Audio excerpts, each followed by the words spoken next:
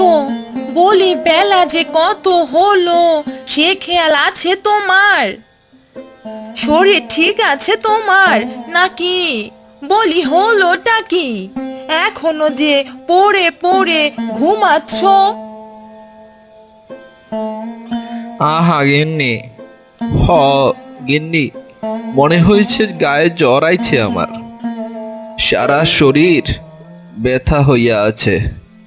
ওই যে কালকে বৃষ্টিতে ভিজে ভিজে কর্তাবাবুর হোটেলের চাল মেরামত করছিলাম, তাই মনে হয় জ্বর আইছে আমার। কই দেখি দেখি, আসলেই তো গা তো জ্বরে পুড়ে যাচ্ছে। আজকে তোমার আর হোটেলে যাইতে হইবে না, আমি কাউরে একটা দিয়া খবর পাঠাইয়া দিব কর্তাবাবুর কাছে। আরে না না গিন্নি, আমার কাজে যাইতে হইবে, না গেলে আমার বেতন কাইটে রাখবে, এমনকি আমারে কাজ দিয়া ছাড়াইয়াও দিতে পারে। তুমি চেনো না কর্তাবাবুরে গিন্নি, মানুষদের জন্য কোনো দয়া মায়া নাই এর মধ্যে। আরে বাবা, এত বেলা হইয়া গেল, তুমি আমারে ডাক দিবা না? জানোই তো দেরি হয়ে গেলে কর্তাবাবু খুব চটে যায়।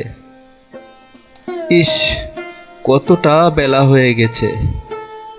হোটেল খোলা ঝাড় দেওয়ার দায়িত্ব সবই আমার উপর। তারপর রুটির কাই বানাতে হবে। ইস, আজকে আমার কপালে দুঃখ আছে। গিন্নি, আমি চললাম। আরে দাঁড়াও দাঁড়াও, খালি মুখে যেও না গো, অন্তত দুইটা মুড়ি তো মুখে দিয়ে যাও। ওদিকে কর্তাবাবুর মেজাজ সপ্তমে চড়ে গেছে।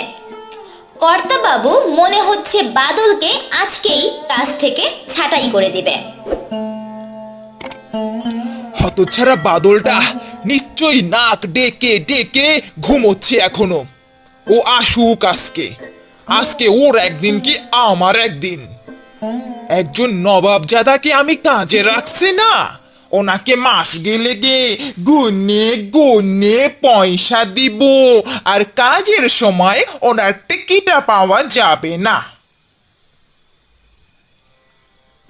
কর্তাবাবু, আমারে আজকের মতো ক্ষমা কইরা দেন। আজকে আমার অনেক বেলা হয়ে গেছে, শরীরটাও ভালো না, জ্বর হয়েছে রাত্রিরে। হইছে হইছে, আর মিথ্যা কন লাগবে না আমারে।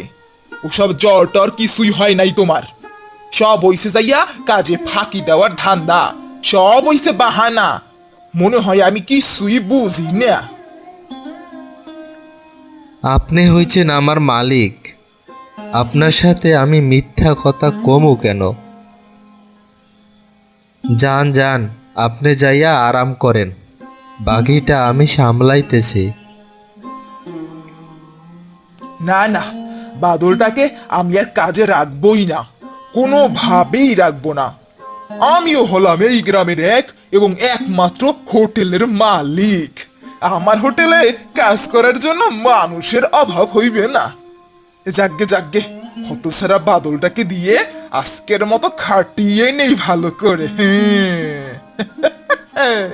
বেচারা বাদল সহজ সরল পোলা না। এরপর বিকালের দিকে কাজের শেষে যখন বাদল কর্তাবাবুর কাছে আসলো, তখন কর্তা বলল, এই নে, এই তোর 14 দিনের মাইনে। এ আপনি কি কন কর্তাবাবু? কিসের মাইনে? মাস তো এখন পর্যন্ত হয়নি, আজকে মাত্র মাসের 15 তারিখ, আজকেই মাইনে দিতেছেন? আমি ঠিকই করতাছি, কাল থেকে তোর আর আমার হোটেলে আসা লাগবো না। আমার আর তোকে দরকার নেই, আমি তোরে আর কাজে রাখতে পারবো না। আজকে দেরি করে আইসিস, তাই আজকের মাইনেটা কাটতে রাখলাম। এই আপনি কি কইতেছেন কর্তাবাবু? এমনটা করবেন না আমার সাথে। এমনে হুট কইরা আমারে কাম সারাইয়া দিতেছেন। ওসব দয়া টয়া কিচ্ছু হইবে না। আমি এক চিন্তার মানুষ, যখন একবার চিন্তা কইরা ফেলাইছি তখন এইটাই ফাইনাল। আমি বউরে নিয়ে খামো কি? একটা কাম জোগাড় করতেও তো অনেক সময় লাগে। দয়া করেন বাবু, দয়া করেন আমারে। সেদিন খুব কষ্ট পেয়েছিল বাদল।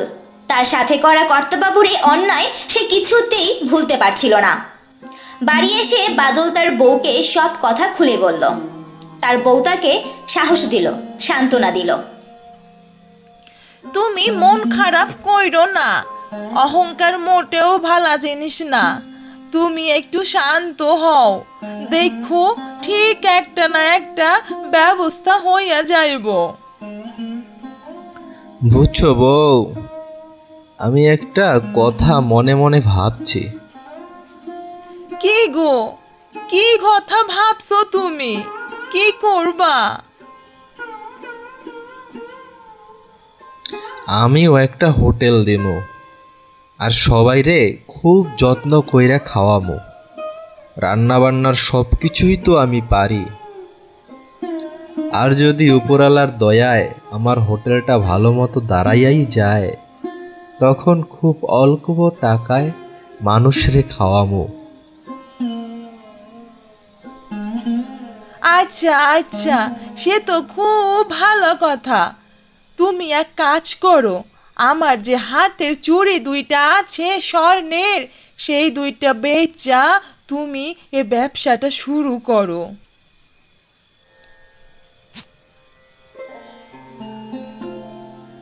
কিছুদিনের মধ্যে বাদল একটা ছোট ঘর ভাড়া নিয়ে হোটেল দিল।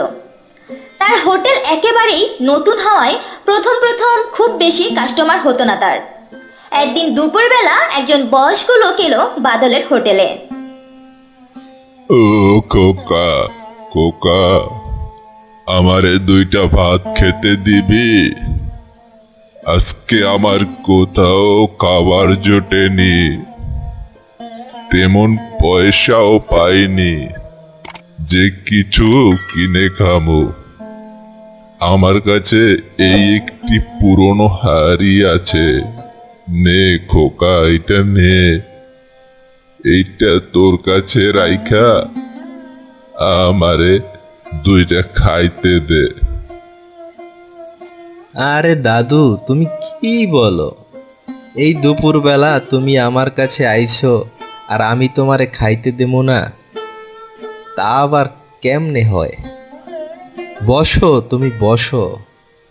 আমি এখনোই তোমারে ডিমের জল দিয়া ভাত দিচ্ছি। আর শোনো, তোমার কিচ্ছু দেওয়ান লাগবে না আমারে। তুমি আমার হোটেলে খাইলে আমি এমনিতেই অনেক খুশি হমু। তুই খুব ভালো মানুষ রে খোকা। বাহ বাহ, খুব ভালো ডিমের ঝোল করেছিস তো, খুবই স্বাদের হয়েছে। তুই যত যাই বলিস না কেন, আমি যদি তোরে কিছু দিতে পারি আমি খুব আনন্দ পাবো। নে খোকা, আমার কাছে এই মাটির হাড়িটাই আছে, এটা আমি তোকে দিলাম। এই মাটির হাড়ি যে সে হাড়ি নয়। এই হাড়িতে তুই যাই রান্না করবি তা অমৃতের মতো লাগবে। তবে হ্যাঁ, খুবই অল্প পয়সায় মানুষরে খাওয়াবি তুই। আর আমি জানি তুই ঠিক আমার সব কথাগুলোই মনে রাখবি। মানুষের মতো মানুষ হ, এই আশীর্বাদই করি।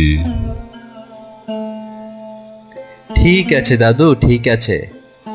তবে আমার শর্ত আছে, আজ থেকে তুমি আমার বাড়িতে থাকবে। না থাকলে আমি তোমার এই হাড়ি রাখতে পারবো না। হায় হায়, পাগল ছেলে কি বলে। আচ্ছা আচ্ছা, আমি থাকবো নে। এরপর বাদল সেই হাঁড়িতে মুরগির মাংস আর ভাত রান্না করে সবাইকে খাওয়াতে শুরু করলো। প্রতি প্লেট মাংস ভাত মাত্র 2 টাকায় বিক্রি করলো বাদল। তার হোটেল এখন সবার কাছে পরিচিত 2 টাকার মাংস ভাতের জন্য। প্রতি প্লেট মাংস ভাত মাত্র 2 টাকায় বিক্রি করলো বাদল। তার হোটেল এখন সবার কাছে পরিচিত 2 টাকার মাংস ভাতের জন্য। ধীরে ধীরে বাদলের দোকানে কাস্টমারের ভিড় বাড়তে থাকে, আর ওদিকে সেই কর্তাবাবুর হোটেলের কাস্টমার কমতে থাকে। একদিন, কি রে ঝিঙ্কু, ওই ঝিঙ্কু, এ কোথায় গেলি? এই কাস্টমার যে বসে আছে, এ খেতে দে টেবিলে। এই দেখুন কর্তাবাবু, আমি কতবার বলেছি আমাকে যদি আপনার হোটেলে রাখতেই হয় আমি মাগার নিজের ইচ্ছা মতো চলবো। হাজার হোক আমার 7 পুরুষের আগের পুরুষ জমিদার ছিল, ঠিক আছে? এখন নাই তাতে কি হয়েছে? ঠিক আছে, দেখুন আমি এই টাইমটাতে টিকটক করি, এই আধা ঘন্টা আমি ফ্রি থাকবো। এই টাইমে আমি কোনো কাজ করতে পারবো না, ঠিক আছে? কোন বাপের জমিদার তুই এসেছো? হ্যাঁ, আমার হোটেলে কাজ করবে, আমারটা খাবে, আবার আমাকেই হুকুম দেবে? তোর সাহস তো দিন দিন বেড়েই চলেছে হতচ্ছাড়া। যা, তোকে আমি কাজেই রাখবো না। যান যান, আমারও আপনার হোটেলে কাজ করার কোনো ইচ্ছে নেই, ঠিক আছে? আজ পর্যন্ত আপনার লাঠি ঝাঁটাই খেয়ে আসলাম, সারাদিন খাটিয়ে মারেন, মাইনে দেওয়ার সময় কিপটামি করেন। থাকেন আপনি আপনার হোটেল নিয়ে, আমি চললাম, ঠিক আছে?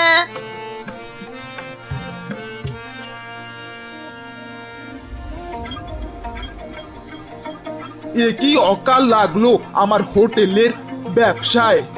এ তো পুরাই আকাল চলছে, কেউই তো আমার হোটেলে কাজ করতে চায় না। এর থেকে তো বাদলই অনেক ভালো ছিল। আমি সত্যি বাদলের সাথে অন্যায় করছি। হা ভগবান, এ আমি কি পাপ করলাম! ও বাদল দা, বাদল দা, দাও তো দা, তোমার 1 প্লেট মাংস ভাত দাও। হ্যাঁ ভাই, হ্যাঁ নাও, এই নাও, এখন তৃপ্তি করে খাও।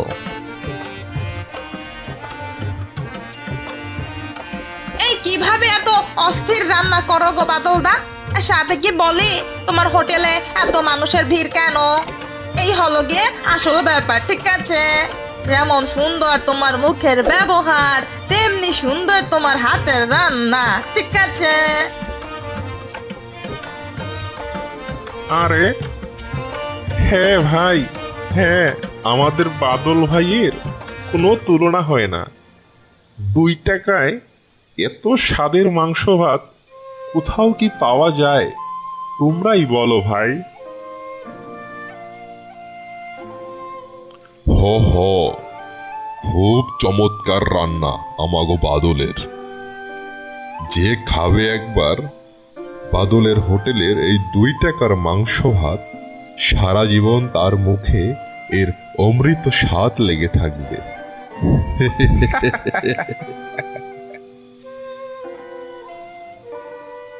খিচুড়ি আমি খাই না, পিঠা যদি পাই অন্য ডাবল খাই। আসসালামু আলাইকুম। ওয়ালাইকুম আসসালাম। আরে খোকা, কি লাগবে তোমার? খাইবা কিছু? হ্যাঁ হ্যাঁ আঙ্কেল আঙ্কেল, তোমার এই হোটেলে 2 টাকার মাংস ভাত পাওয়া যায় নাকি? হা হা বাবু, পাওয়া যায় তো, দেবো তোমারে।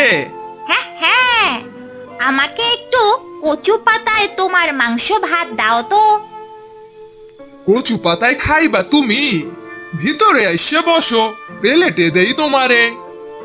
কচু পাতায় খেতে খুব মজা জানো, তুমি চাইলে ট্রাই করে দেখতে পারো। আচ্ছা আচ্ছা, দেখ মনে খোকা, এই নাও তোমার কচু পাতায় মাংস ভাত। এই নাও তোমার টাকা। টাকাও দিবা? টাকা লাগবে না বাবু, তুমি আবার আইসো আমার হোটেলে। না না না না, সেটা হবে না, তুমি টাকা না নিলে আমি তো এটা নিব না। আমার শাম্বা বলেছে কারোর কাছ থেকে ফ্রি খেতে হয় না। শাম্বা মানে? ও শ্রীরাবণী, বুঝছি বুঝছি, তুমি শ্রীরাবণীর বাইক নেয়া তাই না? ওহ, ও শ্রীরাবণী না, ও সাম্বা। ওই তো হইল হইল। ওকে ওকে আঙ্কেল, আমি এখন আসি তাইলে। আচ্ছা ঠিক আছে, তুমি আবার আইসো বাবু আমার হোটেলে। ওকে ওকে। পানির নিচে ডলফিনটা তো জঙ্গলের মতন, হে যাবে জঙ্গলের মতন। পানির নিচে ডলফিনটা তো জঙ্গলের মতন, হে যাবে জঙ্গলের মতন।